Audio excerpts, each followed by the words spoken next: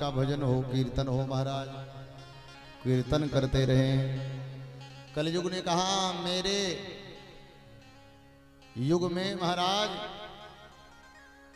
भजन ही सबसे बड़ा साधना है, भजन ही सबसे बड़ा योग है। हाँ, कलयुग केवल हरि गुण गाहा, कलयुग केवल हरि गुण गाहा, कलयुग केवल हरि गुण गाहा, कलयुग केवल हरि गुण गाहा, गावहि नर पावहि भव थाहा, गावहि नर पावहि भव थाहा, गावहि नर पावहि भव थाहा, गावहि नर पावहि भव थाहा। कलयुग क्या है महाराज? केवल भगवान का नाम ही एक आधार है। हाँ, यत् फलम नास्ति तपसा। हाँ, तपस्या करने की आवश्यकता नहीं, एक ही तप करो, भगवान का नाम कितना कमा लो माई बाप, यही सबसे बड़ी तपस्या है जीव। हाँ, ये जितना कथा है, जितना जप है, जितना तप है, जितना प्रपंच है माई बाप, ये सबका एक सूत्र केवल है, भगवान के चरणों में प्रेम कैसे हो। ये प्रेम को पुष्ट कराती है भगवान की कथा। प्रेम भगवान के गोविंद के चरणों में प्रेम लगाती है कौन? जो तो भगवान की कथा लगाती है माई बाप। हाँ, जब परीक्षित जी ने सुना इसके युग में इतनी क्वालिटी है महाराज, तो परीक्षित जी ने कह दिया जाओ तुम्हारा वास स्वर्ण में भी होगा। तो गीता में भगवान ने कहा है अक्षराणाम अकारोस्मि धातुनाम अस्मि कांचनम, महीनों में मैं अगहन का महीना हूँ, वेदों में मैं साम वेद हूँ, अक्षरों में मैं आकार हूँ और धातु में मैं स्वर्ण हूँ महाराज। हाँ, तो स्वर्ण में जब भगवान रहते हैं तो स्वर्ण में कलयुग कैसे आ जाएगा? तो बोले जो पाप के कमाई का धन रहेगा, उस धन का जो सोना आप लेंगे न, उस सोने में कौन रहेगा? कलयुग रहेगा। और वो बाली पहन करके जाइएगा अयोध्या में न, चैत्र रामनवमी में मेला देखने, अथवा आप कार्तिक में जाइएगा मेला देखने के लिए, तो कनमा चोर कान में जो बाली रहेगा चोर खींच लेगा, कनौ कटेगा बलियो जाएगा। हाँ, तो जिसका ऐसा होता है समझ जाइए उसमें कलयुग वास करता है। और जो मेहनत के कमाई का, श्रम के कमाई का आभूषण पहनोगे, वो चोर नहीं, चोर का बाप भी नहीं ले पाएगा। हाँ, चलते रहिए, घूमते रहिए यहाँ से लेकर के विदेश तक, कोई चुराने वाला नहीं है, ना ही गिरने वाला है। इसलिए लोग कहते हैं सोना जो है पाना भी बेकार है और खोना भी बेकार है। वैसे कमाई का आभूषण बनवाइए जो ना कभी खोने पाए और ना कभी आप पाओ कहीं सोना। हाँ, अद्भुत भगवान की भक्ति है। हाँ, ये कह करके जैसे ही परीक्षित जी आगे बढ़े हैं, तब तक वो मुकुट किसका लगाए थे? जरासंध का मुकुट। कौन था? पापी था। तब तक कहा सबसे पहले राजा को प्रभावित करते हैं, जा करके मुकुट के रास्ते से मस्तिष्क में राजा के प्रवेश कर गया कलयुग महाराज और निकल पड़ा। और यहाँ परीक्षित जी जंगल में चलते चलते चलते चलते समीप मुनि के आश्रम में पहुंच गए। अपने पुत्र के साथ अनेक शिष्यों को लेकर के वहीं पर कीर्तन भजन करते थे, भगवान का जप तप करते थे। जिस समय परीक्षित जी पहुंचे थे, एक शिष्य था गुरु के सेवा के लिए, बाकी जितने शिष्य थे उनके पुत्र का नाम था श्रृंगी। श्रृंगी जी समस्त शिष्यों को लेकर के स्नान करने के लिए गए थे नदी में। इतने में समीप मुनि के आश्रम में राजा परीक्षित पहुंचे। परीक्षित ने कहा है महात्मा, तुम्हारे दरवाजे पर राजा आया हुआ है, राजा जल पिलाओ, इसे जलपान कराओ। अहंकार पाप सवार होता है ना, तो सबसे पहले अहंकार प्रकट करता है। अहंकार, अहंकार के मद में महाराज नाचने लगते हैं लोग। आ गया कलयुग सवार हो गया सर पे। लेकिन वो तो महात्मा समाधि में लगे हुए थे। वो जो व्यक्ति समाधि में चला जाता है ना, ध्यान समाधि धारणा में चला जाता है, उसको अपने शरीर का कोई शुद्ध बुद्ध नहीं रहता है। परीक्षित को लगा जल ना पिलाना पड़े, इसलिए ये जो है ढोंग कर रहा है। इधर उधर परीक्षित जी ने देखा एक मरा हुआ सर्प था, सर्प को अपने तीर से उठाए हैं और ले जाकर के उसके गले में डाल दिए हैं महाराज। उनके गले में पड़ गया। शिष्य देख रहा था, दौड़ते हुए गया, समीक मुनि के पुत्र श्रृंगी जी से जाकर के बताया है, और श्रृंगी जी से जैसे बताया है, श्रृंगी जी ने जल लेकर के श्राप दे दिया। और श्राप क्या दिया है? राजन, तूने अपने राज सत्ता पर इतना गुमान और अभिमान है, तूने मेरे पिता का अपमान किया है, हा? जाओ मैं श्राप देता हूं, जिन सर्प को मेरे पिता के गले में तुमने लपेटा है, उसी सर्पों का पूर्व तक्षक नाम का सर्प आज के 7वें दिन तुझे डसेगा, तेरा शरीर जल करके भस्म हो जाएगा।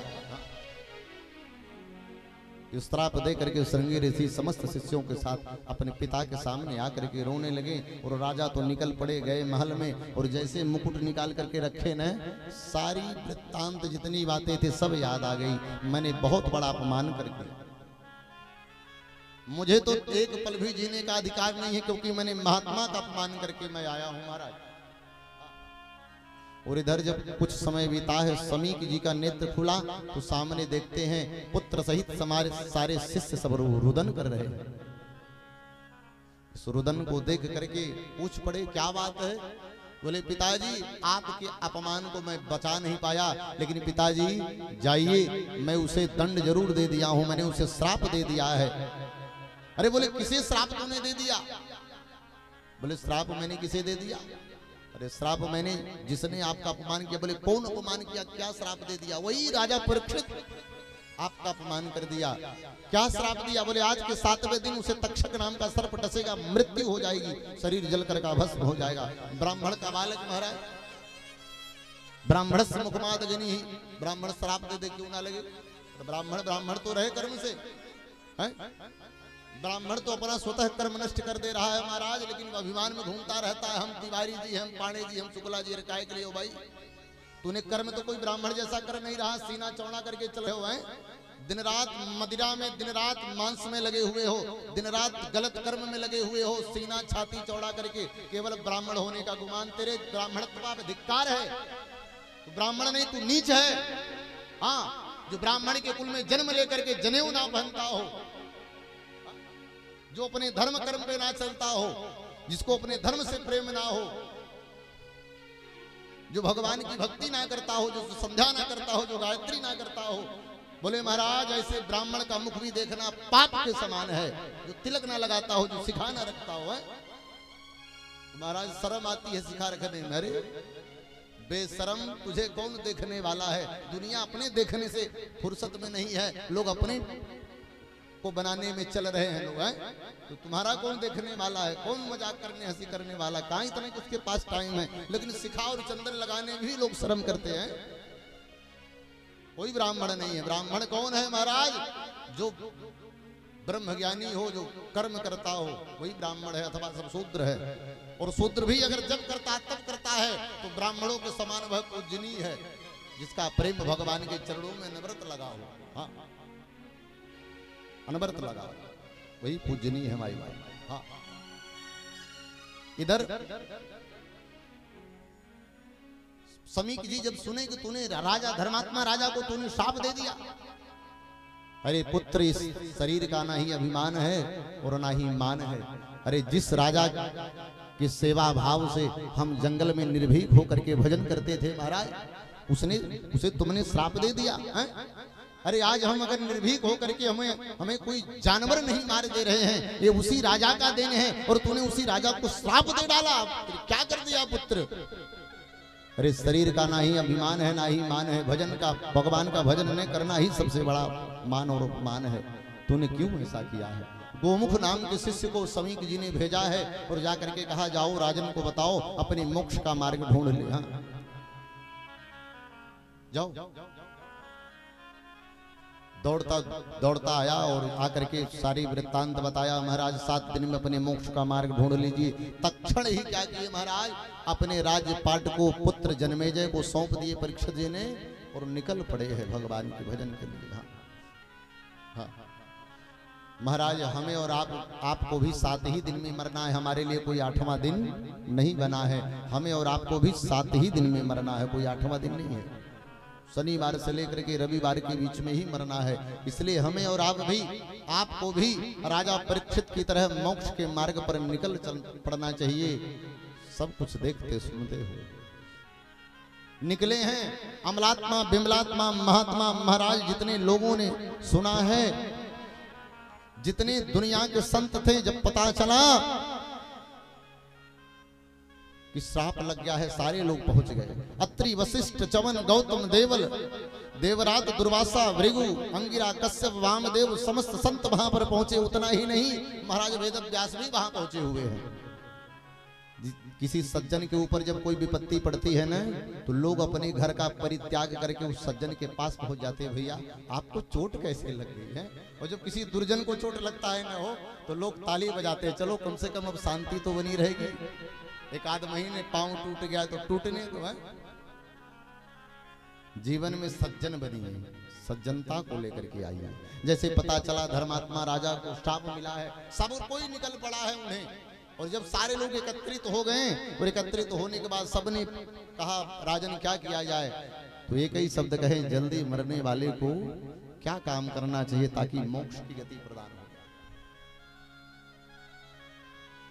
तत्राद भवद भगवान व्यास पुत्रो। भगवान स्वयं आ गए हैं सुखदेव जी के रूप में हो, व्यास जी के पुत्र। तत्राद भवद भगवान व्यास पुत्रो यदृक्षया गामट मनोनपेक्ष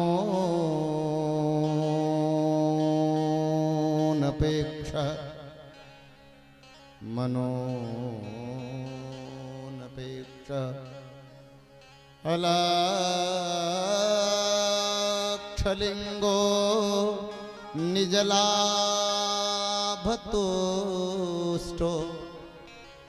निज लाभ क्या है? दिन रात भगवान का भजन करने को मिला है। श्री सुखदेव जी को कहते हैं मेरा निज लाभ यही है, जो सुबह से लेकर के शाम तक हम भगवान का कीर्तन करते रहते हैं। अलक्षलिंगो निज लाभतुष्टो वृतस्वालै रवधूत वेश।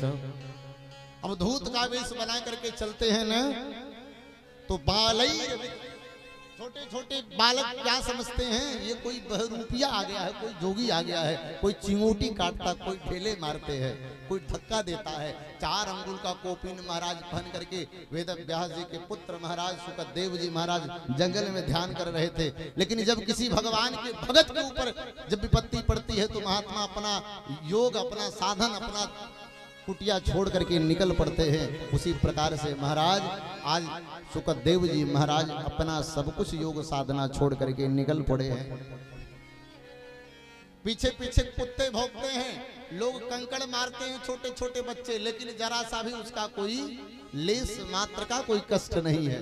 एकदम मुस्कुराते हुए निकल रहे हैं। और जैसे बीच में आए न, जितने महात्मा वहां पर थे, महाराज अत्रि वशिष्ठ चमन गौतम देवल देवराज दुर्वासा भृगु अंगिरा कश्यप वेदव्यास, जितने लोग थे सारे के सारे लोग सुखदेव जी को देख करके महाराज सारे लोग खड़े हो गए। अपने से जब कोई श्रेष्ठ व्यक्ति आता है ना, तो अभिमान को छोड़ करके, अपने स्थान को छोड़ करके उठ करके उसका स्वागत करना चाहिए। वेदव्यास जी के पुत्र हैं, लेकिन जैसे ही वेदव्यास के पुत्र प्रवेश करते हैं उस सभा में, सारे के सारे लोग हाथ जोड़ करके खड़े हो जाते हैं। स्वागतम महो, स्वागत है आपका महाराज। और एक सुंदर सा बट वृक्ष है, बट वृक्ष के नीचे सुंदर शिला है, शिला पर जाकर के विराजमान हो गए। और विराजमान होते ही अनावश्यक बातें नहीं, महाराज महात्मा के पास बैठिए तो ये नहीं पूछिए महाराज लड़का हमारा शराबी निकल गया, कोई उपाय बताते। धन नहीं कमाता है, पढ़ाई में मन नहीं लगता है, इस प्रपंच में न पड़िए महाराज। महात्मा के पास बैठिए तो एक ही चीज पूछिए कि भगवान के चरणों में रति कैसे लगे, मेरे मन की प्रेम कैसे लगे। रत कैसे हम रति हो भगवान के चरणों में आकर के ये पूछिए, भगवान के चरणों में कैसे जाए, प्रेम कैसे बढ़े। भगवान के चरणों में प्रेम बढ़ेगा ना तो मूर्ख भी विद्वान बन जाएगा।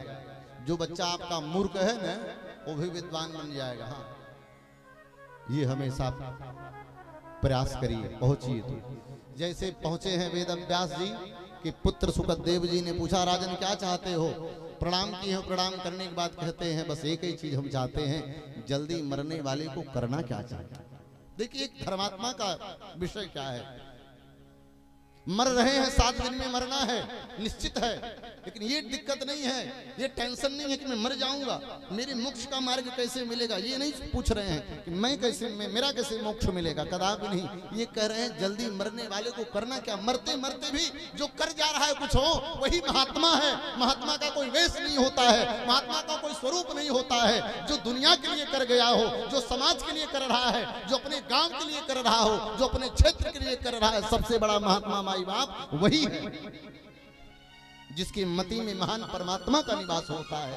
हाँ, भगवान की कथा को कैसे कराएं, भगवान की व्यवस्था को कितना और दिव्य कर दें, कितने लोगों को सुनवा दें, कितने लोगों को ला करके भगवान के चरणों में समर्पित कर दें माई बाप, वही सबसे बड़ा महात्मा है।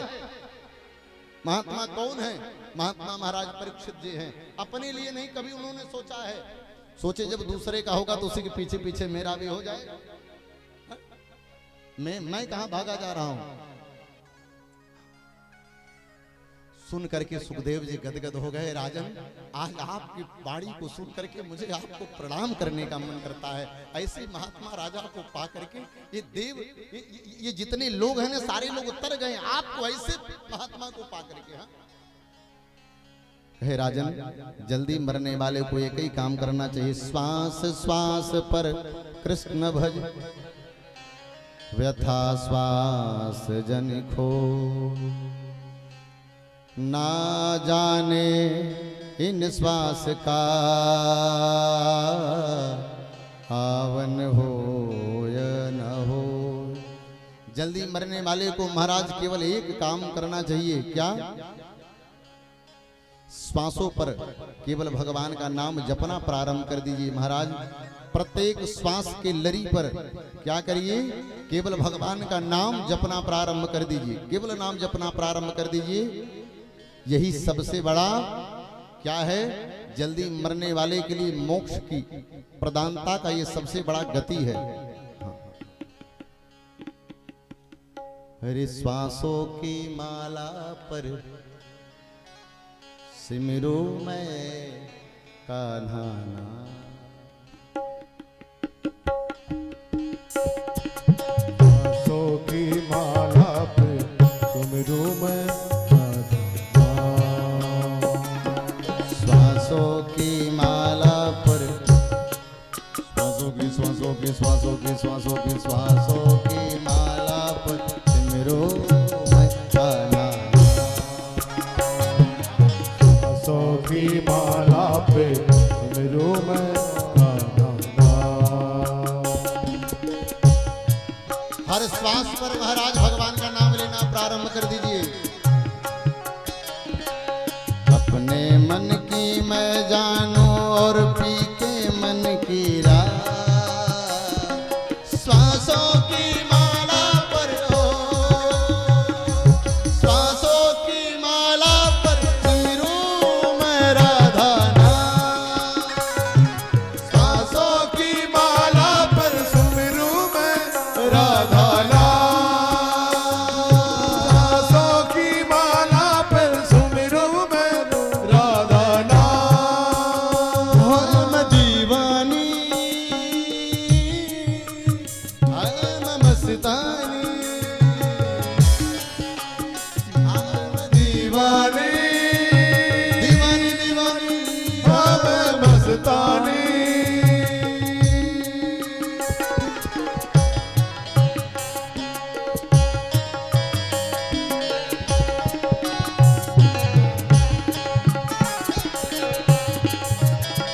प्रत्येक श्वासों पर भगवान का नाम लेना प्रारंभ करें। उठाइए हाथों को।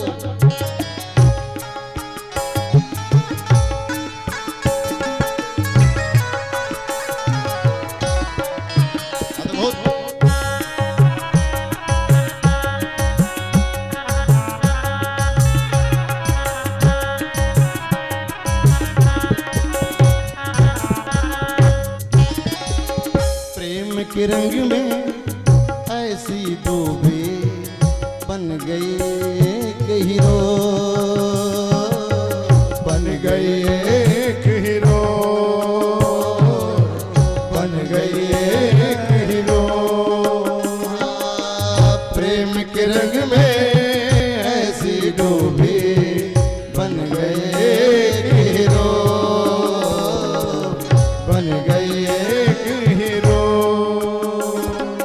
प्रेम की माला जपते जपते जपते जपते बन गई मैं तो यूं श्याम।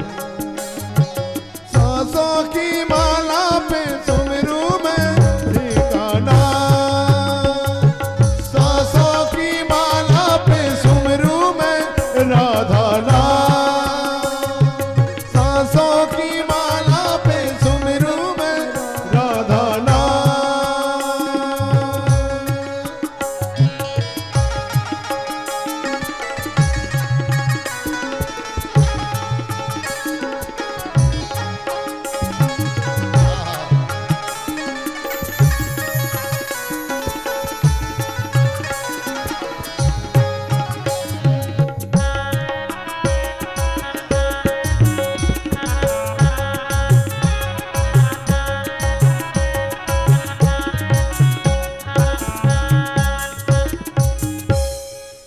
प्रीतम का कोई दोष नहीं है, वो तो है निर्दोष, वो तो है निर्दोष, वो तो है निर्दोष।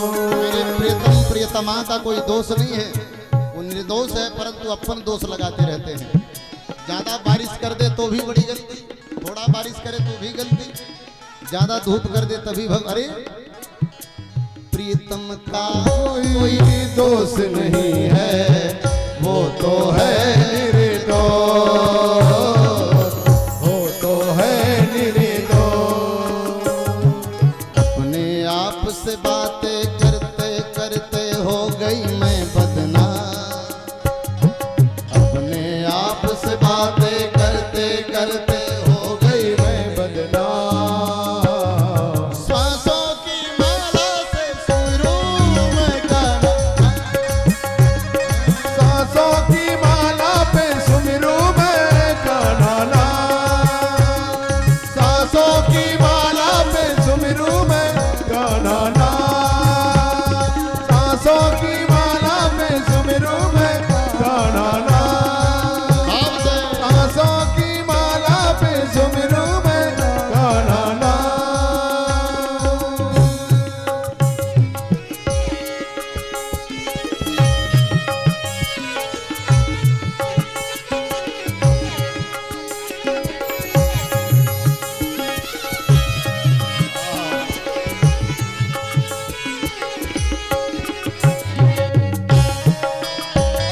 हे प्रभु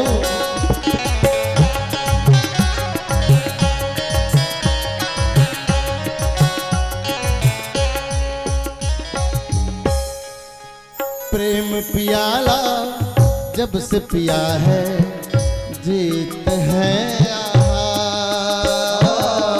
जीत है आहा, जीत है आहा।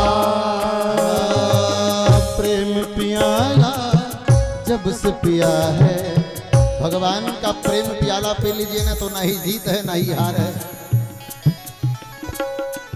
प्रेम पियाला जब से पिया है जीत है आहा,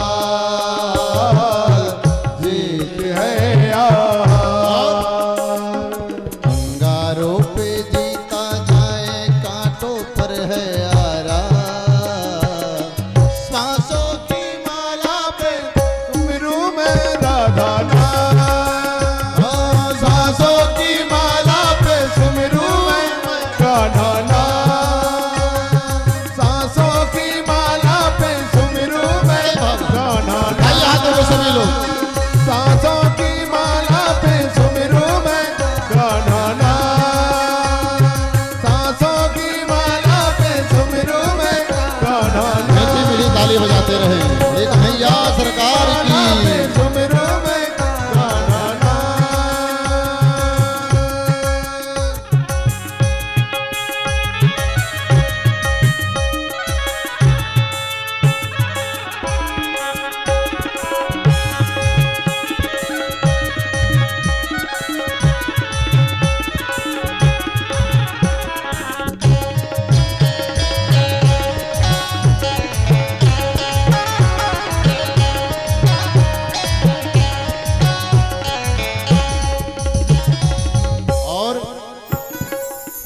सखियां क्या कहती हैं भगवान के लिए, दर्शन करिएगा।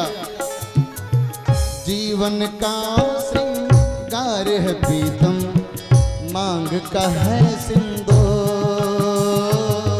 मांग का है सिंदूर, मांग का है सिंदूर।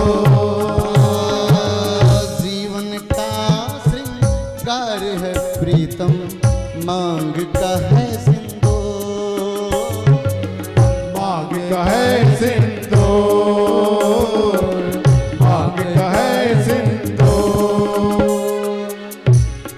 प्रीतम के नजरों से गिरकर जीना है बेकार, प्रीतम के नजरों से